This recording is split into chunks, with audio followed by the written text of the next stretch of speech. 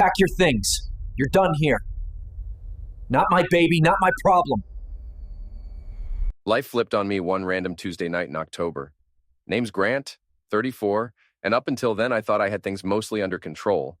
Sure, the mortgage chewed through my paycheck, our 3 kids tore through shoes faster than I used to burn gas in my first car, and my accounting job made drying paint look thrilling. But that's the so-called middle-class deal, right? Keep treading water, hope you don't sink before retirement. So there I was, stretched out on our beat-up leather sofa, the one we grabbed at a yard sale since we couldn't swing the fancy sectional Melissa kept eyeing at Pottery Barn. I was zoning out, scrolling Netflix like it was work. Half an hour searching, no decision made, repeat until your eyes ache. The house was finally calm after a battle about why ice cream doesn't count as dinner, and for once, I could hear myself think.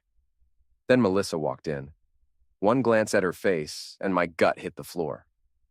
Married folks know that look, a mix of fake sweet and real panic, the kind that says, brace yourself. She sat down right next to me, which was odd enough since she usually camps at the far end scrolling Instagram, tapping likes on her friends' staged perfect lives.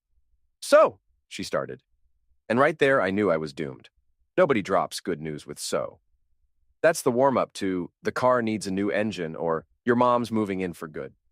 I muted the TV. Some forgettable crime show where every homicide gets solved in 42 minutes, as believable as me ever owning a boat, and turned toward her with that roller coaster drop dread. "What's up, babe?" I asked, still too dumb to pretend I was asleep after 8 years of marriage. Then she said it. The line that shattered my world. "I'm going to be a surrogate for my boss, Mr. Whitmore." Everything froze, like in a movie when the sound cuts and the camera zooms in. Except instead of swelling music, all I heard was the neighbor's mutt barking at nothing. My first instinct? Laughter. Real, helpless laughter. Because what else do you do when your wife casually says she's carrying another man's baby, like she's talking about Pilates or a new casserole? "Good one, Mel," I chuckled, grabbing the remote. "What are we watching?" But she didn't laugh. She just stared, dead serious, with the same look she uses at parent-teacher talks or when lecturing about our maxed-out credit cards. That's when reality hit me like a freight train of bad dreams. She wasn't joking. Not a prank, not poor timing. My wife, mother of my 3 kids, the woman who loses it when I leave a dirty glass in the sink, was straight up telling me she wanted to carry her boss's DNA. "Melissa," I said slow, like teaching a stubborn kid, "tell me this isn't real." She shook her head, and a chill sank deep inside me. That roller coaster plunge feeling locked into my chest. "Charles and Vivian can't have children," she went on, calm, as if this was normal small talk over pizza. "They've tried for years. Vivian's had 3 pregnancy faults. Doctors say it's unsafe. Charles asked me last week about being their surrogate, and I haven't stopped thinking about it. Charles, not Mr. Whitmore. When did that switch happen? And when had my wife started swapping personal heart-to-hearts with her boss about his family plans? "Melissa, no." My voice came out sharper than planned, but come on. She just told me she wanted to carry her employer's baby. This isn't watering plants for neighbors. This will wreck us. She rolled her eyes. Actually rolled them like I was the one being dramatic. "Grant, it's not like I'm having an affair," she said in that tone that makes me want to break a lamp. "It's a medical thing. I'd be giving them a family. It's beautiful, really." "You'd be giving yourself a deeper bond with your boss," I snapped back. Let's face it, Melissa always bent over backward to please people in charge. In high school, she cleaned chalkboards for teachers. In college, she ran study groups professors didn't even ask for. And now at 32, she was offering up her womb to stay useful to her wealthy boss. "That's not what this is," she shot back, but her defensive tone told me I'd nailed it. "Charles and Vivian are good people. They deserve kids." "What about our kids?" I asked, pointing at the living room with its messy furniture and crayon-covered walls. "What about this family?" She gave me a look like I'd suggested human sacrifice. "This isn't about us, Grant. It's my body, my choice. I don't need your okay." That was it, the breaking point, the instant I knew we weren't a team anymore, but just 2 people stuck in the same house, splitting bills and fighting over trash duty. My chest felt crushed, like iron wires had been pulled tight around my ribs. "Melissa, hear me clearly. If you go through with this surrogate plan, our marriage will not survive. Do you understand that?" She stared at me so long I almost believed she was finally getting it. Maybe she was starting to see that carrying another man's baby wasn't something you could squeeze into the weekend between buying groceries and hauling kids to soccer. But then she smiled, and it wasn't the warm grin I'd loved for years.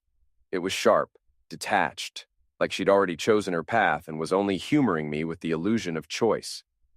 "Then maybe," she said, standing and smoothing her yoga pants with careful movements, "you should reconsider what being a husband really means." And with that, she walked out, leaving me alone with a muted TV and the heavy truth that our marriage had flatlined, even if neither of us was ready to say it out loud. You'd think after dropping that kind of bomb, Melissa might pause to notice the wreckage, but that would have taken real self-awareness, and she seemed to have tossed that aside the moment she signed herself up to carry her boss's future heir. The next few days felt like being stuck in a warped spin of Groundhog Day. Only this time, instead of Bill Murray chasing Andy McDowell, I was stuck trying to hammer sense into a woman who seemed to have stepped right out of reality. Each morning, I woke praying the whole talk had just been a wild dream fueled by greasy, leftover takeout. But there she was, humming at the counter while pouring coffee, acting as if she hadn't dropped the news that could tear our family apart, as casually as if she were chatting about pulling weeds in the yard. "Melissa," I'd begin, because if nothing else, I'm stubbornly hopeful. Some would call it plain foolish. "We've got to sit down and seriously talk about this whole surrogate plan." She'd hit me with that smug little smile, the kind that made me want to send my coffee mug flying into space. "Grant, I've already made up my mind. Charles and Vivian truly need me for this." Charles and Vivian. Always those names, spoken like they were royalty instead of just a pair who realized money could buy them space inside my wife's body. I tried every line of attack I could imagine. The practical one. "Mel, do you recall how awful you felt when you carried Emma? You were sick for 3 endless months, and your back gave you hell the whole time." The emotional one. "What are our kids supposed to think when their mom shows up pregnant with someone else's child?" The financial one. "They're not even offering enough to cover the medical bills, much less real pay for nearly a year of your life." But nothing penetrated her determination. She had a pre-programmed response for everything, delivered with the kind of self-righteous certainty that probably started actual wars throughout history. Charles would help with childcare expenses. She'd explain to the kids that she was helping a family in need. She was doing this purely from the goodness of her heart, not for money. Although the $25,000 Charles was offering certainly didn't hurt her enthusiasm for the project. Then the flying monkeys showed up in full force. First was her sister Clara, because naturally it would be Clara. Clara had been jealous of Melissa her entire life, jealous of her job, her house, her kids, probably even her split ends, if we're being completely honest. So when Melissa called to share her brilliant plan, Clara jumped on the supportive sister bandwagon like she was campaigning for political office. The call came on a Thursday evening while I was attempting to help Jake navigate the mysterious world of algebra, trying to remember why mathematical equations were supposed to be important when you grow up to be an accountant who spends his days entering numbers into spreadsheets that nobody ever reads. "Grant," Clara's voice had that artificially sweet tone she deployed when she was preparing to insert a knife directly between your shoulder blades. "I just wanted to call and tell you how incredibly proud I am of Melissa." I pressed the phone harder against my ear, hoping our kids couldn't overhear this particular conversation. "Oh yeah? And why's that, Clara?" "For agreeing to be a surrogate, of course. It's such a selfless, beautiful thing to do. You should be supporting her instead of being so negative and discouraging." Negative, right. Because apparently not wanting your wife to carry another man's baby automatically made you the villain in this insane fairy tale.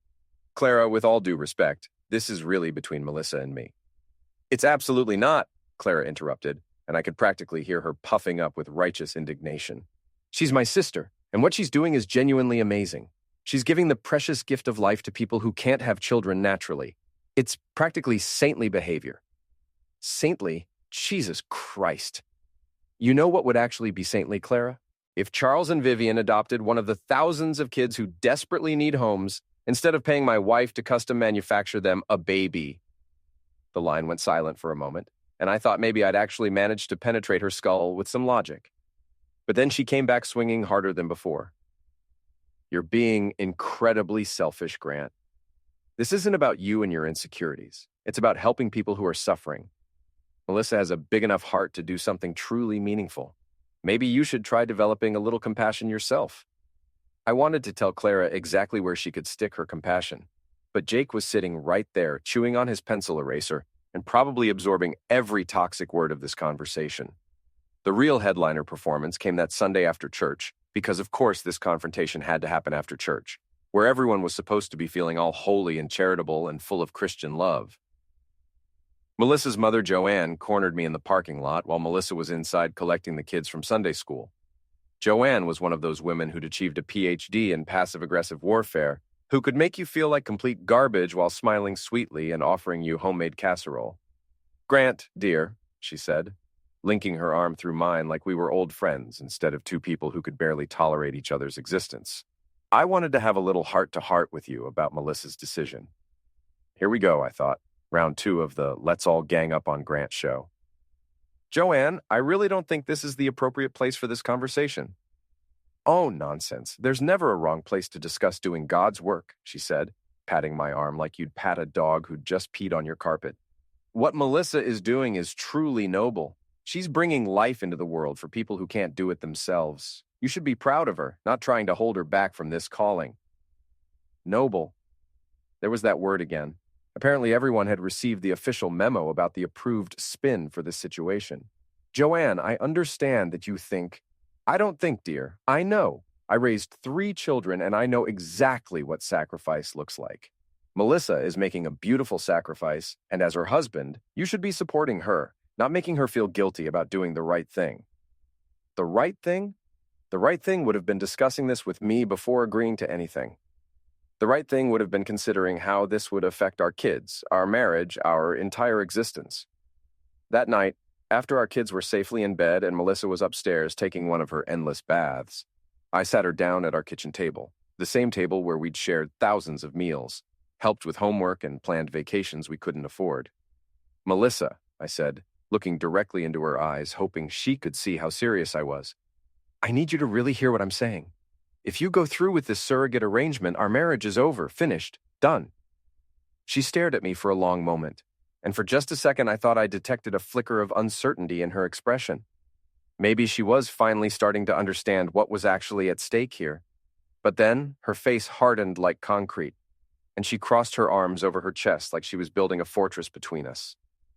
"Then maybe you should rethink what being a husband means," she repeated, her voice cold enough to freeze hell itself. 3 months. 3 goddamn months of walking on eggshells, sleeping next to someone who'd essentially become a stranger, and pretending everything was normal while my wife went through the process of getting artificially inseminated with another man's genetic material. The morning, everything became irreversibly real, started like any other Tuesday in suburban purgatory. I was downstairs operating our ancient coffee maker that sounded like a dying walrus, but somehow still managed to brew a decent cup, when I heard Melissa's footsteps on the stairs.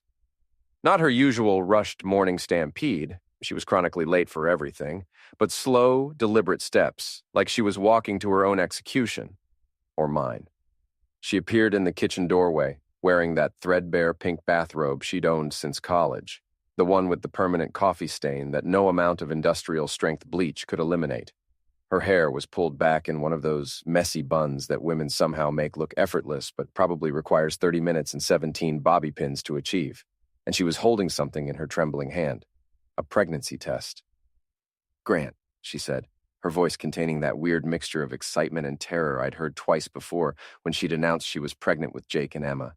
But this time, hearing it made my stomach plummet through the floor and probably into our neighbor's basement. I set down my coffee mug, the one Emma had crafted in art class with "World's Okest Dad" painted in crooked letters, and turned to face her completely. Part of me wanted to run, just bolt out the back door, jump in my Honda Civic, and drive until I hit ocean or ran out of gas, whichever came first. But the other part, the part that had been mentally preparing for this moment for 3 months, just stood there, waiting for the inevitable. "It worked," she said, holding up that pregnancy test like it was a winning lottery ticket instead of the death certificate for our marriage. "I'm pregnant." And there it was, the moment when theoretical became brutally real, when stupid became irreversibly permanent, when my wife officially became pregnant with her boss's child. She was standing there with this triumphant expression on her face like she'd just won the Nobel Prize for outstanding achievement in family destruction, and all I could think was how completely and utterly screwed we all were. I didn't yell. I didn't throw anything across the room. I didn't grab her by the shoulders and shake her until she came to her senses. I just looked at her, really looked at her, and said the only thing that made sense anymore. Okay, that's it. Just okay. 4 letters, 1 word, the period at the end of the sentence that had been our marriage. She blinked at me, clearly expecting some kind of bigger reaction. Maybe she thought I'd suddenly see the light and realize what a beautiful, generous thing she was doing. Maybe she thought I'd break down and beg her to reconsider.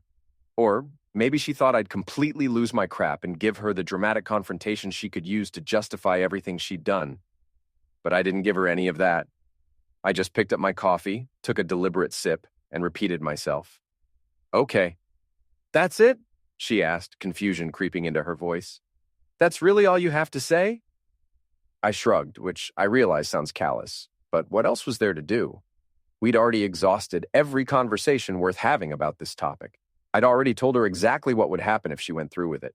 She'd already made crystal clear that my opinion was irrelevant to her decision-making process. So yeah, okay, pretty much covered it. Melissa, I said, setting my mug down and heading toward the stairs, you made your choice 3 months ago. Now I'm making mine.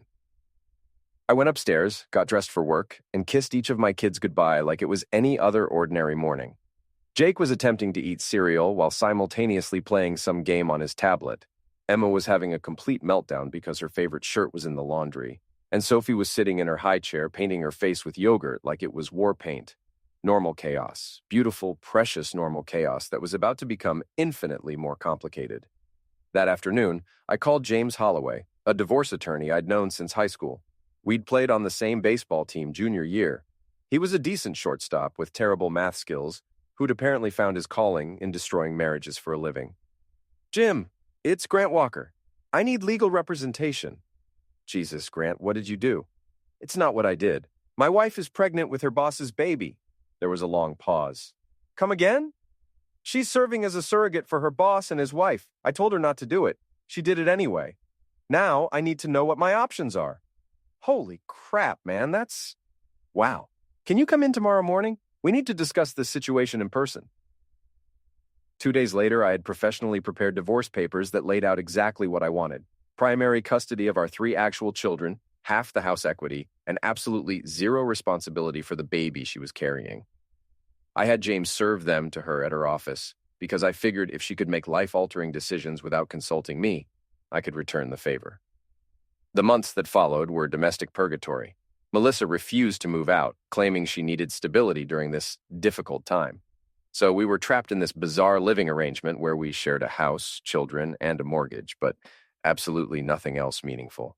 She'd established a base camp in our guest bedroom, the room we'd always said we'd convert into a home office someday when we had money and motivation. Now it looked like a baby supply warehouse had exploded inside it. Boxes of infant gear everywhere, a crib still in pieces leaning against the wall, and enough prenatal vitamins to supply a small army of pregnant women. The worst part wasn't the constant reminder that my wife was gestating someone else's genetic material. No, the worst part was how she kept acting like I was still her husband, still somehow responsible for taking care of her during her journey. And that's what she called it, like she was climbing Everest instead of just getting knocked up by her boss. Grant, can you grab me some pickles on your way home? She'd text me at work like I was still running errands for her. Can you help me assemble the crib? It's really heavy, and I'm not supposed to lift anything over 10 pounds. Grant, can you drive me to my doctor's appointment? Charles and Vivian are in Europe for 2 weeks. Each time, I'd look at my phone and feel this mixture of disbelief and rage that she still thought I was part of Team Melissa. Did she honestly believe filing for divorce was just some kind of negotiating tactic? My response became a masterpiece of emotional detachment. Not my kid, not my problem. The divorce proceedings were a 3-ring circus where Melissa played the tragic heroine, and I was cast as the mustache-twirling villain. Her lawyer painted her as a selfless saint cruelly abandoned during her most vulnerable time. But my lawyer had evidence.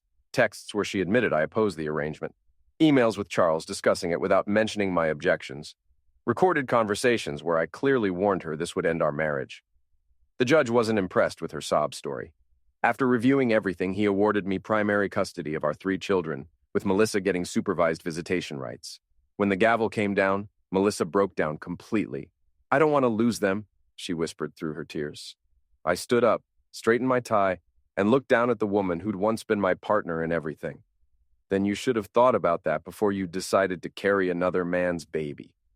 Now, 6 months later, I'm in my kitchen on a Saturday morning, watching Jake attempt to make pancakes while Emma argues with Sophie about whether syrup belongs on scrambled eggs.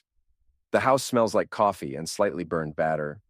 Morning light streams through windows that actually stay clean now, and everything is exactly as chaotic as it should be. This is what normal looks like. Not fake Instagram perfection, but real normal, where your 8-year-old adds too much vanilla and your 4-year-old tries feeding pancakes to the dog we don't have. Melissa still calls sometimes when she's run out of money or discovered that Charles and Vivian aren't as generous with their gift provider as they were during the pregnancy phase. The answer is always no. Not to be cruel, but because I learned something crucial. You can't save people from the consequences of their own choices. Looking at my 3 kids, my actual kids, the ones I chose to protect when their mother chose something else, I feel genuine contentment. Not happiness exactly, because this isn't how I thought my life would unfold, but contentment knowing I did the right thing even when it was incredibly difficult. "Can we put chocolate chips in the pancakes?" Sophie asks. "Absolutely," I tell her.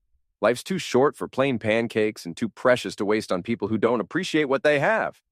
Outside, it's starting to rain, but inside our house, our actual home now, it's warm and safe and exactly where we belong. Not my baby, not my problem.